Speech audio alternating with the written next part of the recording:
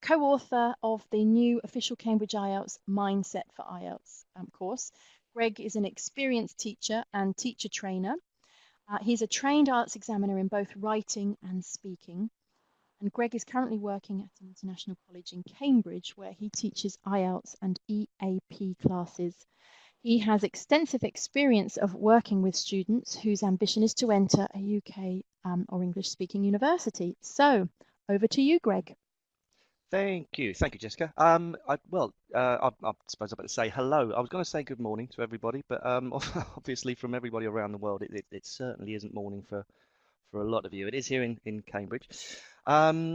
Today I'm going to be looking at this concept, this idea of how to help our students to perform as best they possibly can in the IELTS speaking test. And I've given it the title "To Err is Human." Which is actually, it comes from an Alexander Pope essay in the 18th century, and the full quotation is "To err is human, to forgive divine." And the basic idea here is that we are all human, and we make mistakes because of that fact, because we are human. And I think this just ties in quite nicely for looking at how we help students at a higher level to get the scores they want. Because I've lost count of the number of times I've heard, "How do I stop making mistakes?" You've got to help me because I always say and the examiner's going to mark me down if I say And the fact is, to err is human. To say err is human, and it's not necessarily a mistake. And this is essentially the premise of today's talk, that much of what your students might think they can't do or they shouldn't do, in actual fact, they could well be doing themselves a disservice if they don't do, because a lot of the things that are facets and parts of natural speech at higher level, that's very much encouraged in an IELTS test, and certainly isn't penalised. As Jessica said, I'm one of the co-authors of the Mindset for IELTS series. I'm going to be leaning on the level 3 book today. I'm going to be taking a couple of the exercises that I wrote from that to help kind of illustrate the points that I'm making. I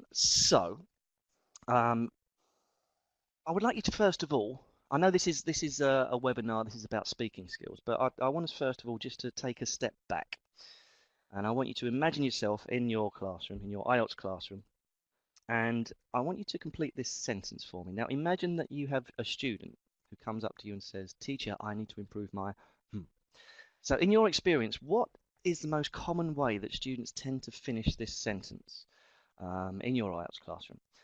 I need to improve my what? I'm going to give maybe about 30 seconds. Just get some. We've already got some great answers coming through. So I'll just see what people say as these answers come through. Okay, vocabulary, speaking, fluency. Fluency is a nice one. That's what we're going to be looking at quite a bit today. My speaking.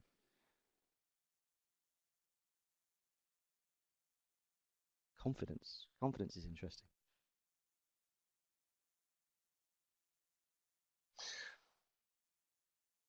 I need to improve my. Okay, so this is quite interesting because there isn't a kind of a uniform answer to this, and obviously everybody's interpretation is a little different of what their students need. I'm just going to bring us all back here because in my experience, what I hear so much from my students, and I have done over time, is this: I need to improve my IELTS.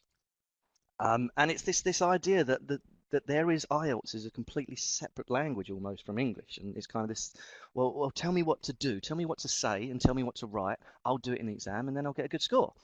And this is obviously not it's a nonsense. You can't improve your IELTS because it isn't a language. You can work to improve your skills and your language skills, but this is part of what we're looking at today. Maybe sort of demystifying a few things for students on what they think they actually need to do. So here's the plan of action. I'm going to be looking at a couple of exam strategies. We're going to be looking at some things that your students, your future candidates can do when they enter the IELTS test room.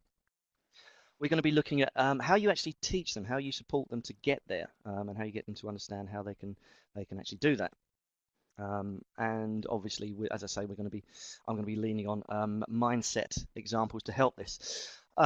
These four criteria, many of you will recognise as the marking criteria that the examiners use when they're doing an assessment and they're assessing someone's speaking skills in the test room. For the purposes of today's talk, I'm not going to be focusing in any way on grammatical range and accuracy or pronunciation. There's a lot of support that you will get in the mindset books, but frankly, there just isn't enough time to do something on everything. And also, I think teachers kind of feel comfortable teaching grammar and pronunciation. How you teach fluency, I think, is slightly more difficult. How you encourage someone and actually get them to become more fluent and coherent. That can be a little more tricky, I think, and this is what we're going to be looking at here. So the first thing that I would absolutely say that we need to do is this. There is such a huge difference between the way that English is, the way that we speak, and the way that we write.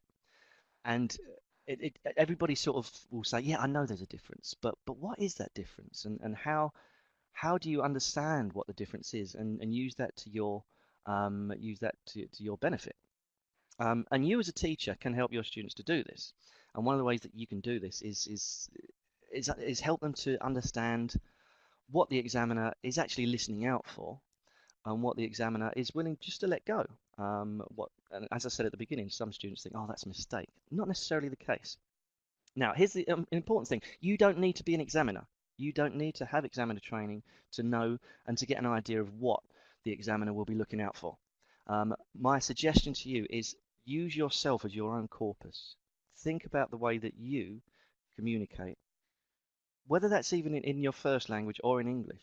The important thing is how does a higher level or even proficient speaker of a language, how do they actually communicate and use use the language and discourse?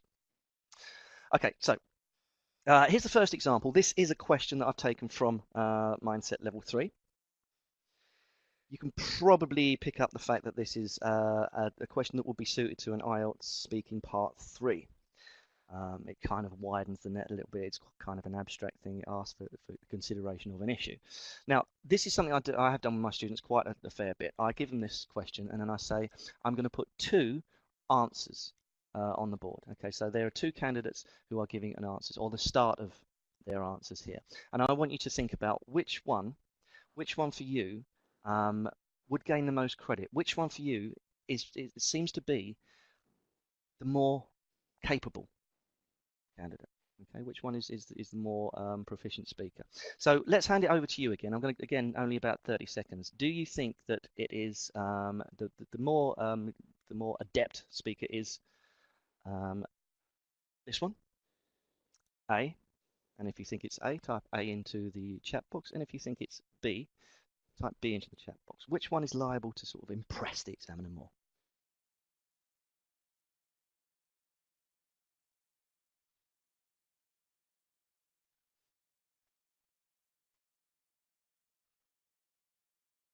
Okay, so majority of people going for B.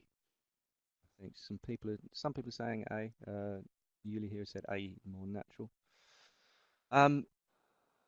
Okay, now here's the thing, and this is quite interesting because for me, obviously we need more. We need them to say more to be able to give them a score. But in actual fact, I think A is a far more kind of natural and controlled and fluent way of talking. For a higher level speaker, I mean, you've got there could well be, there have been already been problems, but we look at this written down, and it's spoken language written down, and we look at this and think, and as my students have done, and they say, well, there are problems with that.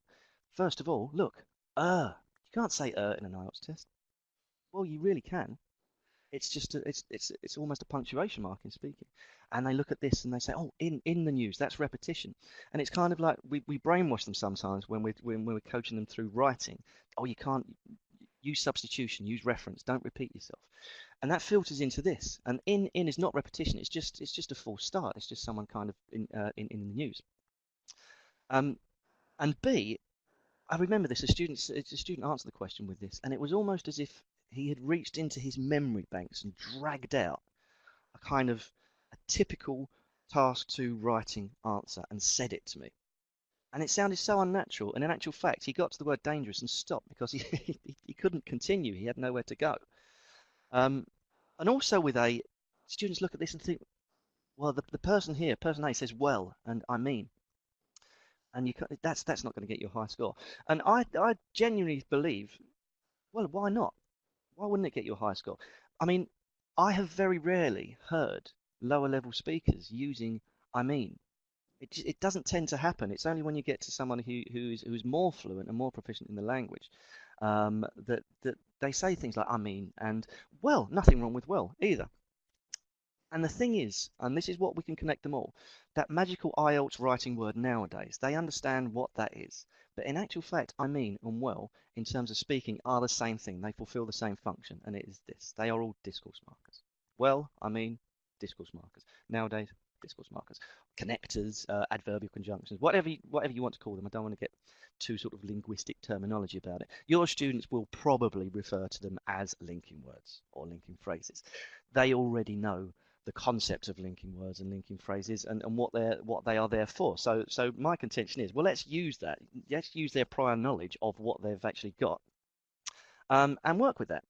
And here's how I think we work with that. In terms of speaking, let's not think of discourse markers as, I mean, I understand this is kind of a very convoluted metaphor, but they work differently in speaking. There's something to launch. They're a launch pad. They're a springboard, and they're not something that comes in the middle. By what I mean by that is in writing, and this is a page taken from Mindset that I wrote for Mindset. If you look at number 8 here, this is a typical kind of writing exercise where you have a gap fill and the students have to decide which discourse marker best fits in which place. And you can do that quite easily in writing. It works in writing because you know what comes before and you know what comes after. And you have time to think about which best suits. How do I get from A to B? What is the best discourse marker for doing that? The thing is with speaking, you haven't got the time necessarily to plan it, to check it, and to think about it. So what do we need to do? Well, I'm going to play you a piece of audio from Mindset. And as I play the audio, I would like you to just think about 3 questions. You're going to hear 4 candidates answering a Part 1 IELTS question.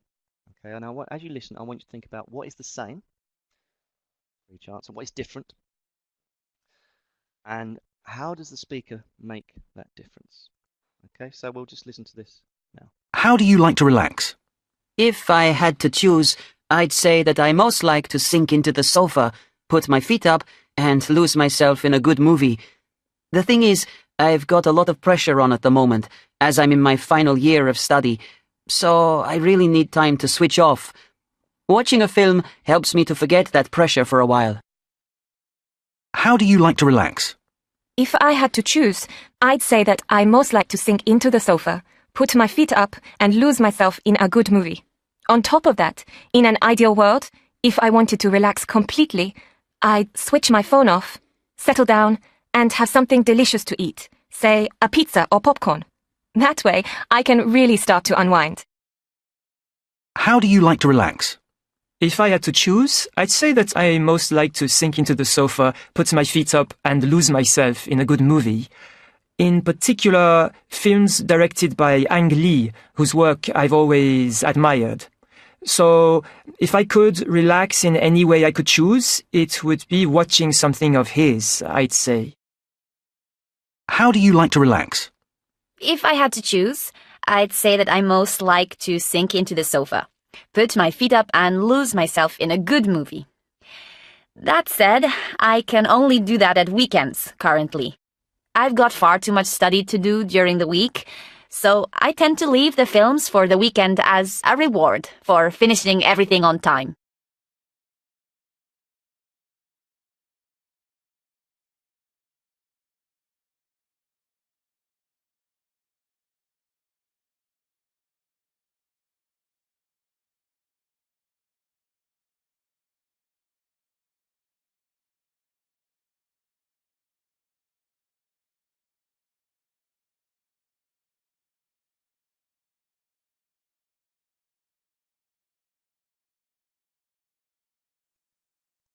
Okay, sorry, I think we lost the microphone a little bit there. So this is what was the same. In each question, in each one, the question was the same, but also in each one, they started with exactly the same words. But I'm sure you'll agree, there were four very, very different answers there. And how did we actually get to that point where there were these different answers? Well, each of those people speaking used a different discourse marker, and they used that as a springboard to go in a different direction. On top of that, that said in particular. And this is kind of what I'm saying about using them as a springboard. They can take you in a completely different direction. You have these discourse markers in the book. On top of that, that said in particular. These are three discourse markers that probably your students will recognize as their higher level IELTS. Yes, they're good. They sound academic. However they want to kind of term it. But what I want to draw your attention to as well is this one at the end. The thing is. And for me, that's kind of like, I mean, it's one of these things that people rarely, I've rarely heard a lower level speaker say, start a sentence or an utterance. The thing is, and it's something that happens, and it's just one of these higher level things, and possibly because a lower level student will look at this and think, oh, it's too simple, and it's too informal. And I think the thing is an absolutely fantastic thing to say, and it's this idea of using discourse markers to actually extend their answers. This is what we want to get them to do and to practice. So once we've introduced this idea of doing that, and this is the actual page from the book, we give other examples. The thing is, for instance, I would add that we can get them to think about the functions. What are you actually doing when you use each discourse marker? How are you going in that direction? Are you adding detail? Are you giving a reason? And in this example, the speaker said, the thing is, and they used it as a reason. The thing is, I've got a lot of, I'm very busy. I can't, I haven't got the time. But the thing is, I reckon, is kind of interchangeable. You could use it as an example, an additional detail, a contrast. And I think this is quite empowering for students to know this. The thing is, you can go in any direction. So here's how we get them to practice. Here's another question. This is a part one type speaking question. Do you prefer eating healthy food or fast food? Now, I would scaffold the learners first of all. Once we've looked at the discourse markers and say, here's the start of the answer. And at this point, you can get them to work in pairs or groups, or you can nominate someone, or they can nominate each other. And you say, here's the question, here's the start of the answer. Okay, and I'm going to give you a discourse marker, and I want you to go off to use that as a springboard and complete the answer. So I'd be lying if I said that, I never get tempted by burgers or anything like that. The thing is, go.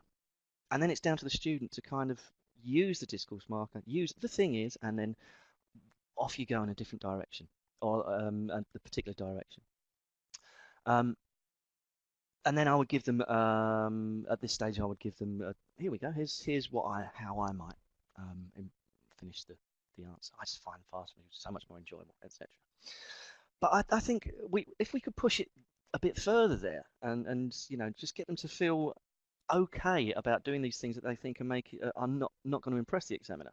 So overall, I think this is quite a nice turn. Do you prefer eating healthy food or fast food?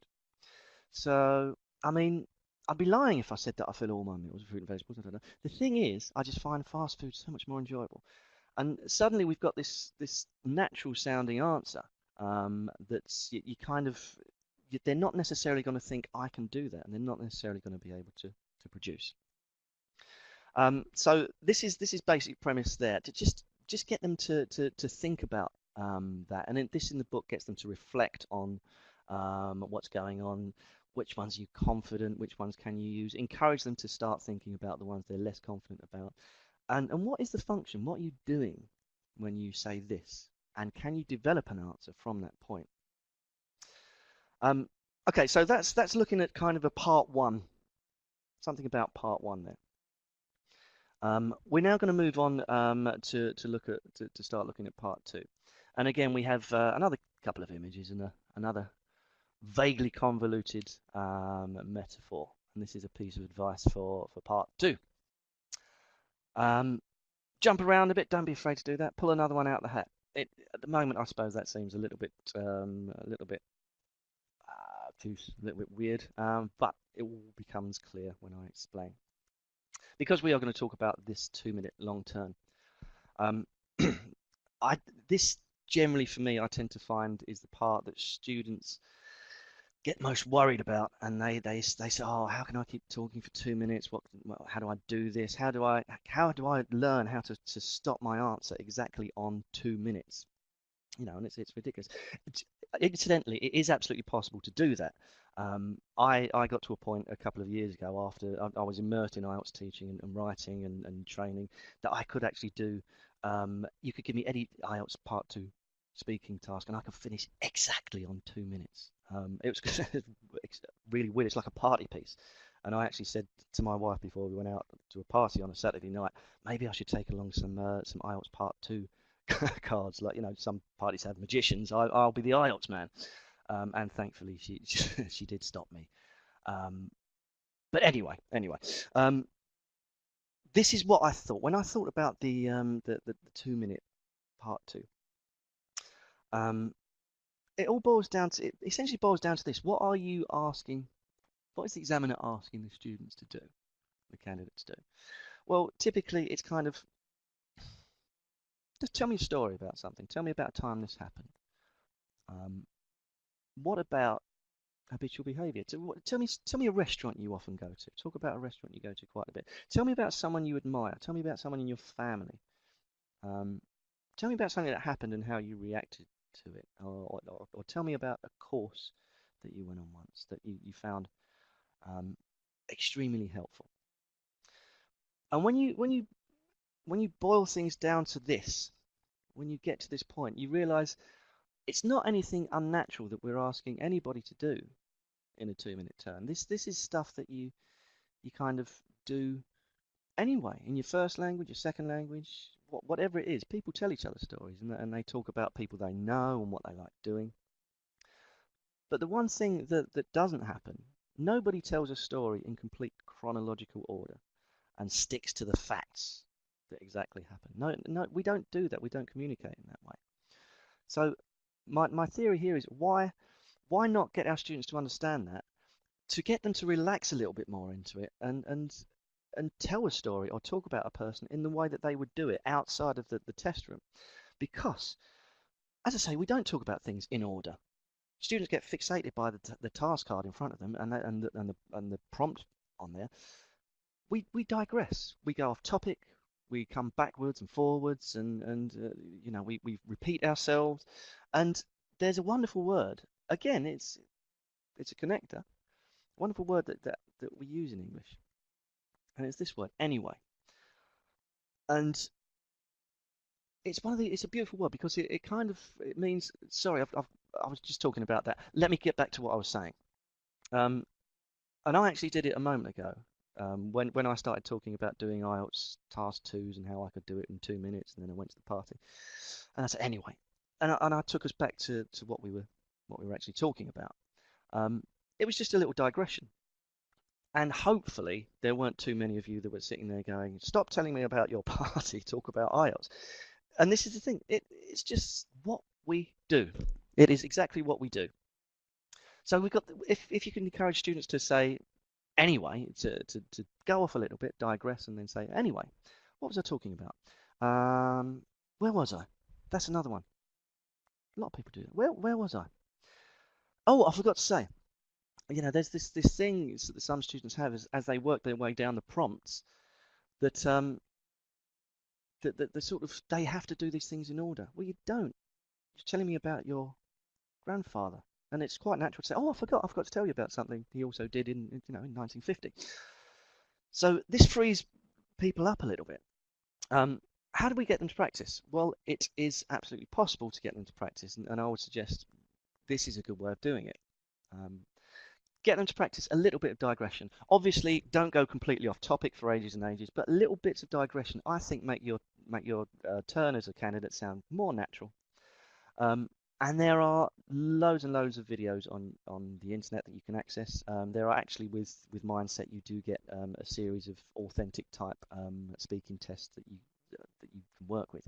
And here's how we would do it.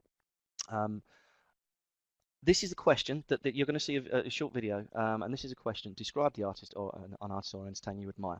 This is how I would do it. Now, bear in mind that this is quite a reasonably high-level candidate doing this. She's not showing herself in her best light, possibly because of the situation and nerves. So let's have a look at this first, and then I'll show you how I might do this digression thing.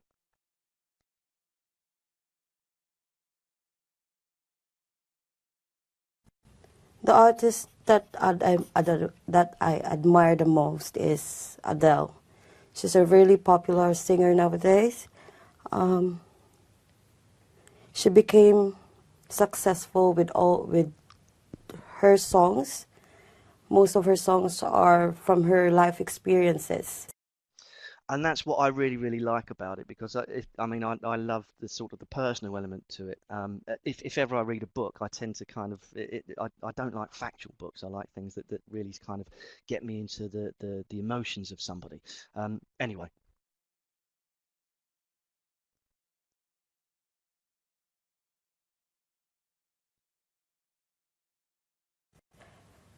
And another thing, she became famous with when she sang a song for a film, for James Bond film. And the thing is, she sang this song for James Bond. I really don't like James Bond at all. I think it bores me to tears. But the songs are brilliant, and in this context, I thought her song was one of the best I've ever heard. Okay, where was I? So you see what you're doing. You're not actually digressing.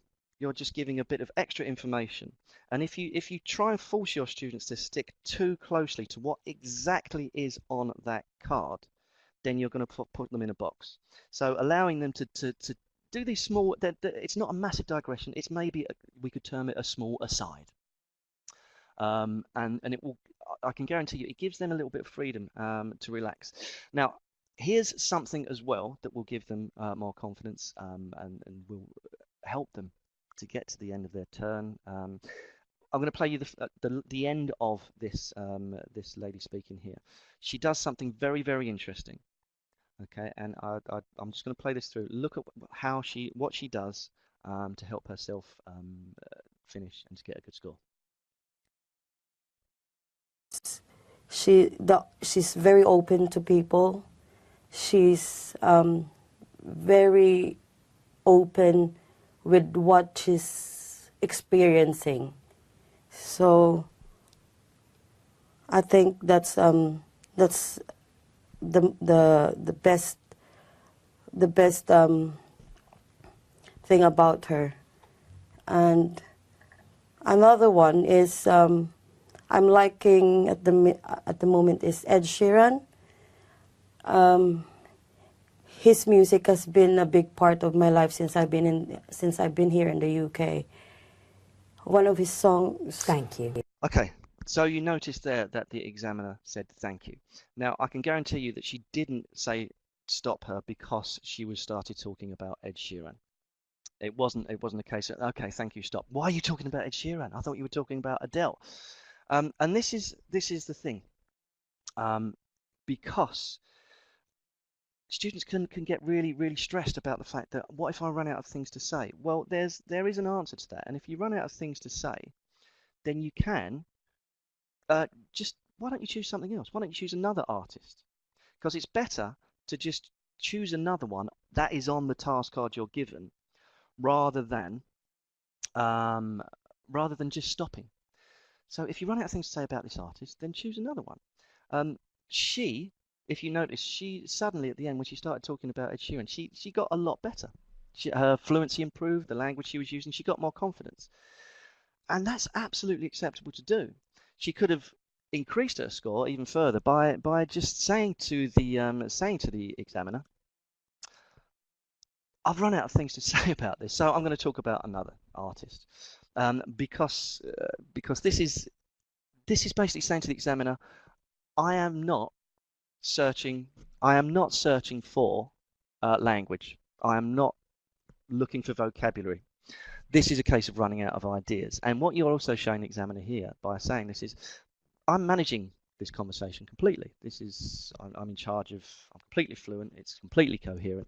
I just haven't got any more ideas on this, or something like I honestly can't think of anything more to tell you about Adele. So another one I like is Ed Sheeran. Or I think I've said everything I can about this restaurant. So I'm going to tell you about another restaurant. Okay. And this is absolutely fine, I think. Rather this, because you're giving the examiner language to assess, rather than the worst thing you can do is get the examiner thinking, what's going on here? Are you trying to search for vocabulary, or have you run out of ideas? If you make it clear it's an ideas thing and not a vocabulary thing, then that's absolutely fine. There are caveats to this. Doing this is absolutely best for you as a safety net. It's there for confidence as much as anything. Don't get your students to go into the test room thinking, I am going to change topic. It's there if they need it in the back pocket. And similarly, don't only change topic once and when you need it. I had a student once who I suggested this to, and his eyes lit up and the light bulb went off. And the next time we sat down, it was to talk about a sports person that he admires, and it was he started to tell. He said, a sports person I really like is Cristiano Ronaldo. He plays for Real Madrid and he's a fantastic footballer. Another footballer I like is Lionel Messi. He plays for Barcelona. And a golfer I like. And no, you've completely missed the point. The point here is that they can go into the test room and think, if I need it, if I run out of things to say, I can change to another one. And importantly, caveat number 3, don't veer too far off course. If they're asking you to talk about a restaurant you like, don't say, okay, well, I've run out of things to say about the restaurant, so let me tell you about a film. I love films. That is too far. That's digression that the examiner doesn't want to hear. But little digressions, little asides, little bits of extra information, changing who or what you're talking about, absolutely fine. So we're moving towards the end here. So there's just another thing I want to kind of look at, and it's a vocabulary thing, and like the old favourite nowadays in writing, I find that students, when they're speaking, kind of overuse the word important, particularly in part 3, because they're asked to evaluate something, and the number of times I've heard, oh, I think it's really important, it's very important that we do this. Now, we need to help them out a little bit, and we can help them out by giving them other ways of saying this, upgrading their vocabulary and getting them to a point where they can start their answer and not say all the time, oh, it's really important. And this is again from the book. This is a section on expressing and justifying opinions. So we give a selection of phrases to the student, and they have to kind of decide, well, what is this one? I think it's very important. I don't think it's very important. And they get this list of vocabulary.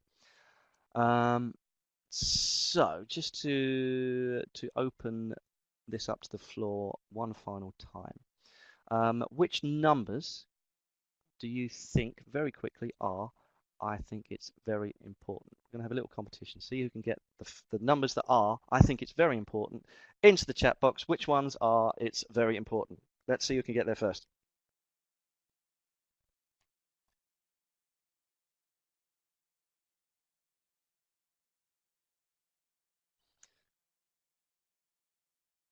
Okay, yep. I think we've got a few answers here. I think the winner here is Juanita, who got there with 357. Juanita, I don't know what the prize is. If you give your email address to the organisers at the end, then perhaps we can. Okay. It is 3. It's an absolute necessity. It's a must. It's absolutely crucial, vital. And going back to what I was saying earlier on, there's a couple on here that I think maybe students would say, is that academic enough for IELTS? Is that high level enough? And it's neither here nor there. I think is one of those. It's very idiomatic. It's quite an idiomatic thing to say. Well, it's neither here nor there. it's a must is not necessarily something that you would include in writing. So how do we get them to use this vocabulary as well? Again, I think the springboard technique is very useful. So I'm just going to give you some part 3 questions. Again, these are from Mindset. And these are quite typical part 3 questions.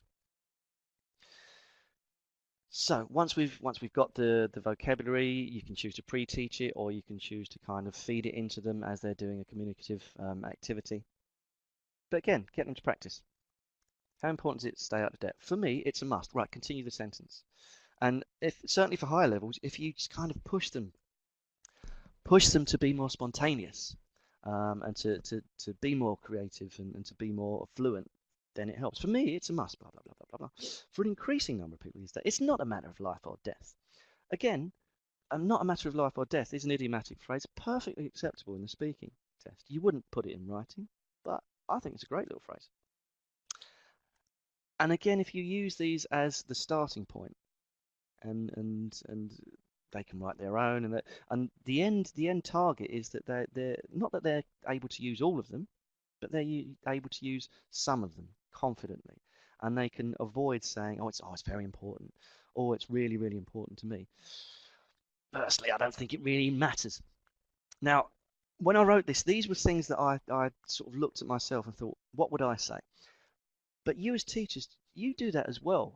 You know, you don't need to just work from what's in the book. How would you say it? You know, think of an idiomatic way that you might say it's very important, or I think it's important, and encourage your students to use that as well.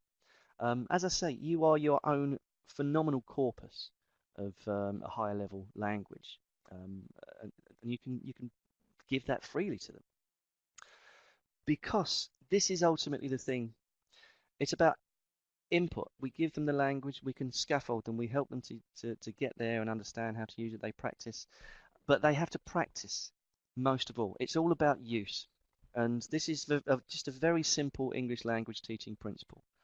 And where we all go wrong many times in classrooms is just spend too much time on input, too much time on scaffolding, and not enough time actually practice.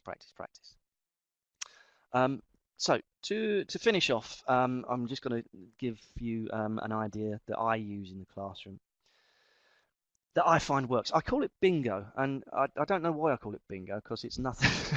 It's absolutely nothing like bingo. It's in a way it is, I suppose, because it involves boxes. Maybe it's a bit like battleships, but it just gets the students thinking, oh, we're going to play a game of bingo. And I would give them kind of an A3 sheet with the language that we've looked at in various boxes, and they also have a lot of blank boxes, which if they're working in pairs or in small groups, they can then decide other lexical items that that have been brought up in class or they want to practice. They will then write those into the box. And you can see in this grid there, you've got the thing is at the top, in the top left corner, you've got anyway. And this is the thing, anyway is not necessarily just for a part 2 speaking. You know, anyway is just one of those things where you give a little bit of extra information and they say, anyway, what was I saying? Okay. But you can also see other things that we were working on with this class, be that as it may, for this reason. And once they've filled out the grid, then they kind of play this bingo battleships game where they talk to each other, and when they actually use what's on the board, they initial it. They put their initial on it, and then that's theirs.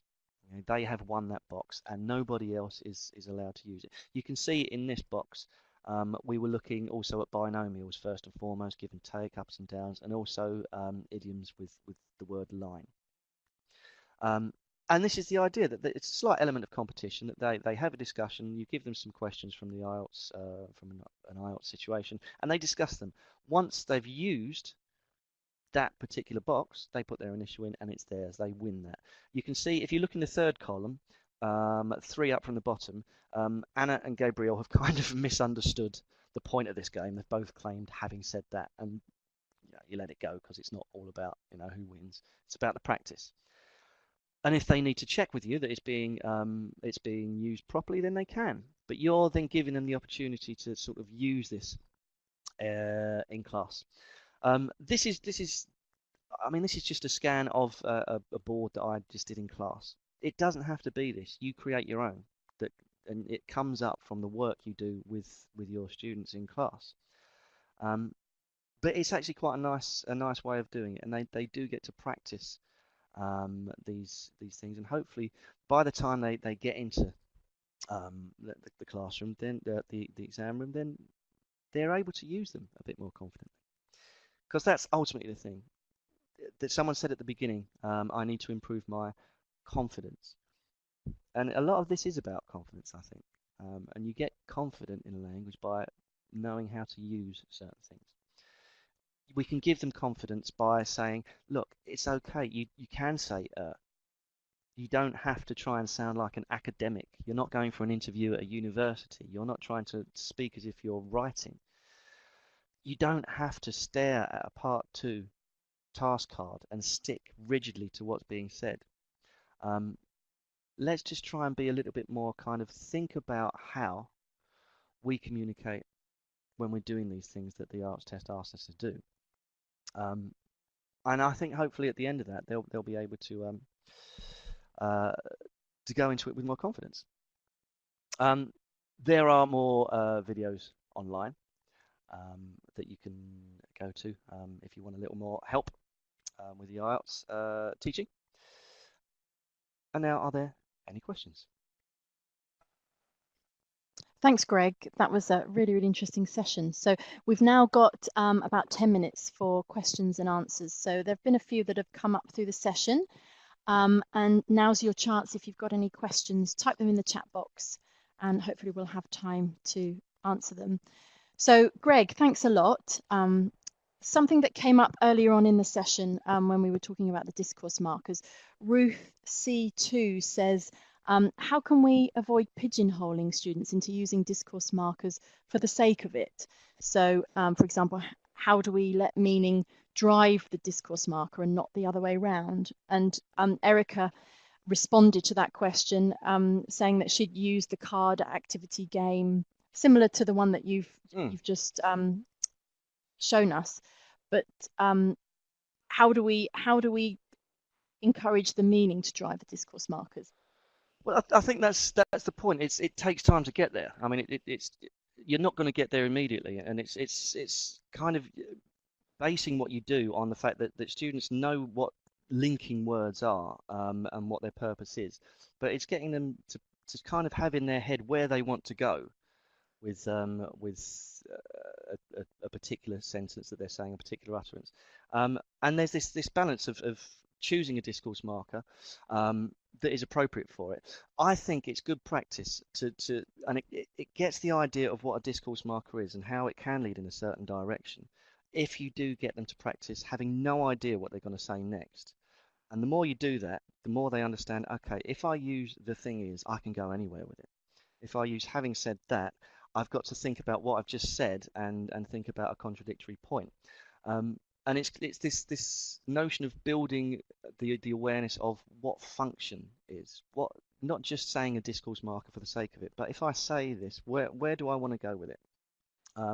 It's a great idea, Erica, to practice with cards. It is. I don't think there's anything particularly wrong with discourse markers leading the way, because I find that students tend to underuse them in the right way when they're speaking. So it's a case of getting them to practice the discourse markers and then leading to meaning. And then by the time you've got to a point where you've done enough practice, there is that consolidation you can do. And you could certainly give them 2 points. Here's point A and point B, and I want you to get from point A to point B, and then in your memory pull out a discourse marker. So hopefully that answers the question. I totally get what you're saying, Ruth. It is there is a difficulty that we kind of overburden the idea of linking words and discourse markers with too much importance. But this is just about a bit of, this is one part of a whole classroom. It's one area of practice, and I think it's kind of, if we focus on it a bit more and spend a bit more time getting them to practice going from point A, then going in a particular direction where they don't know where point B actually is. It's actually quite a spontaneous thing. And for higher level students, that that ability to create an answer is great because often, and certainly in part two speaking, they will run they will run aground sometimes and think, where do I go from here? And if you can say, I forgot to say, well then, yeah, bring back something else in. Great, thanks. And we've had someone ask specifically about, if a student is continually using words like very. Mm-hmm. Can that be problematic at all?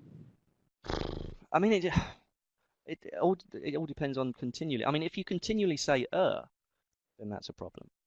I mean, the point I'm trying to make is, yeah, saying is okay, saying very is okay, but if you do it continually, well, yeah, obviously that isn't a problem. But there is striking this balance between giving the examiner something to assess that is a little bit more natural than the straitjacket that a lot of candidates come in with.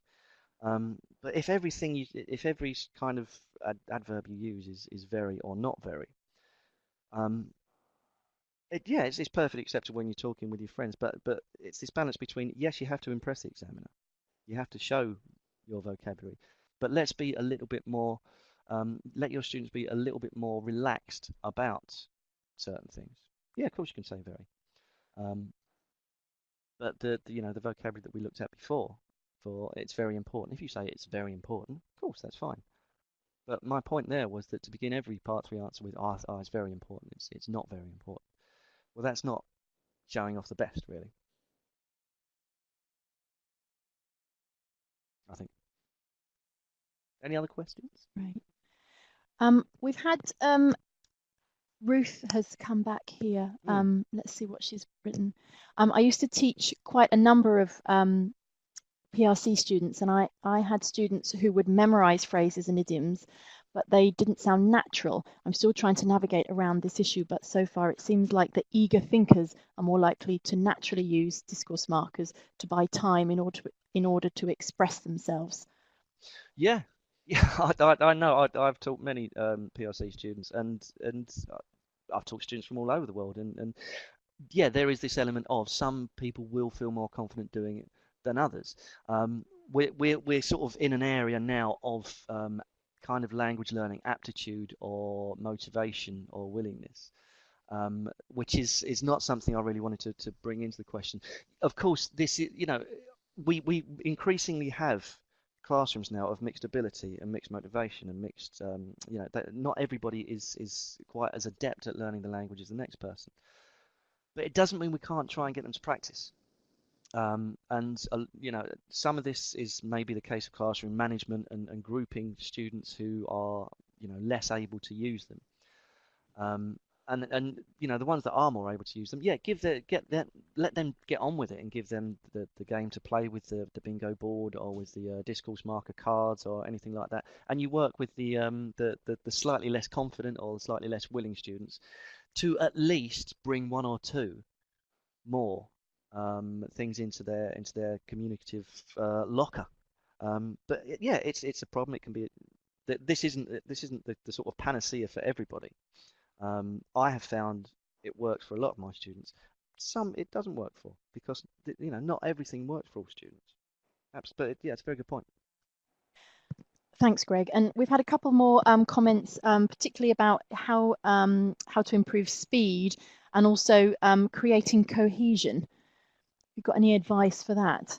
I'm not sure. Improving speed in how fast people talk or speed of answer. I'm not entirely. Yeah, it's how fast people talk. I think when we were playing the video, I think there was a comment about the way that the candidate was speaking quite slowly. So is that Well, no, her actual enunciation, the way that she's saying the words, she's speaking slowly, but it's not necessarily a problem. The issue that she had, I think, was that the pauses were a little too long because she was just it happens a lot that people do the part two and they get quite stressed about it. Because you have got the examiner there looking at you and you're trying to talk for 2 minutes about this thing you've just been given to talk about. And nerves creep in. but I don't think she actually needed to improve the speed that she said what she was saying. She just kind of needed to be a little bit more confident um, in what she was saying and to narrow the gaps. And if she did do that at the end, and that was one of the points that I was trying to make. That when she actually stopped panicking and stopped thinking, "Oh, what on earth can I say at this point? I've completely run out of things to say." She could say that. She could say that to the examiner. And when she did change the subject and start talking about Ed Sheeran, suddenly this language started flowing out of her, and she started talking much more freely. So really, the answer to that, I think, about improving speed is it comes down to confidence and it comes down to having something to say. A lot of the time, people pause for a long time because they haven't got anything, particularly younger students that, they had this, I haven't really thought about this before. And as we've had a comment through from David, speed doesn't necessarily mean fluency, and it's more about students being able to speak clearly and not necessarily quickly. Yeah, absolutely. That's exactly it. I mean, in actual fact, if you teach your students to speak quickly, it could work against them, because that isn't, yeah, as David says, that's not being fluent. That is, I don't know what that is. That's drinking too much coffee. But don't worry about improving speed. Improve the way that you join your ideas together, I think, is the key there. Okay. We've got one last question I think that we can touch on. When you were talking about the digressing, I think there was some comments were coming through about, are you penalized if you digress too far, or you don't tackle all of the prompts. And I think you did deal with that in the presentation with your caveats, but just to reiterate that the digressing. Yeah, I mean, I use the term digression there, and digression in IELTS is to be avoided. But in general use, to digress, there's that old phrase, well, but I digress. And it doesn't mean necessarily that someone has gone way, way off in a completely different direction, and they're not coming back. If you do that in the speaking test, if you get a question that asks you to talk about a park that you often visit, and then you say, and close to the park, there's a cinema that I often like to go to, and I go there with my friends. The last film I watched, and it's common sense really. And what I'm trying to say here is, if we encourage students that it isn't something necessarily to be afraid of, to give a little bit of extra information, that they might suddenly think, oh, I can't say this. Like in the speaking interview that we looked at in the video, she talked about James Bond. I don't think it's a massive problem for 10 seconds to say, I don't get on with James Bond at all. I hate the films, but the music, the songs are really good, and the songs have always been brilliant. But Adele's song is fantastic, and it's kind of like a going back and coming back in again in a sort of a parabolic shape rather than a continuum that disappears off into the sunset. It's about and that's how you manage the cohesion of what you're saying. As long as you come back reasonably quickly to the main point that the examiners asked you to talk about, then that's fine. And genuinely, I would try and encourage students not to bury their head down, and just stare at the task card that they're given, hoping that something magical is going to happen, and they're going to get this wonderful answer that comes out if they just stare at the words "you should say." I mean, another caveat perhaps is the wider thing here, that this webinar is for higher level students. You can encourage lower level students to do this, but if they are of a particularly low level, then they need that structure, and I would certainly encourage them to do the part 2 with notes, and to try and do it, and to the task card can help them. But the students who are looking for a higher score are often kind of limiting themselves because they think, I can't do that, and I can't do this, and I've got to stick to that. And my experience as an examiner was always, the main thing was, here, I want you to talk about this. Just give me language. Give me things that I can assess. I can assess your language. I can assess your speaking. I can assess your fluency. And putting yourself in a box that you can't get out of because you've run out of ideas or you're too nervous, or that's not going to help anyone. That's not going to give the examiner all the information that they need to give you a score that is reflective of your true ability. Okay, great. Thanks, Greg. Some really useful answers and advice there. We're out of time now, so thank you everyone for joining us and for your questions. The certificate, hopefully you can download from the screen now. But if not, please do send an email to cambridgeexams@cambridge.org, and we'll get back to you with the file. What you need to do with the file is put your name, save it, and then print it. On the screen now, you should be able to see some links to some other resources that we have here in Cambridge for IELTS teachers. And we're hoping to run more webinars with our IELTS teachers and authors. So it would be great to hear from you on things that you'd like to discuss, to learn more about. So again, thank you, Greg. It was great having you today. And hopefully we'll see you all soon. Sorry, I just muted my mic. Yes, thank you, Jessica. Thanks everyone for listening, and I hope you found something useful in there somewhere. And good luck in the classroom. Thank you. Bye.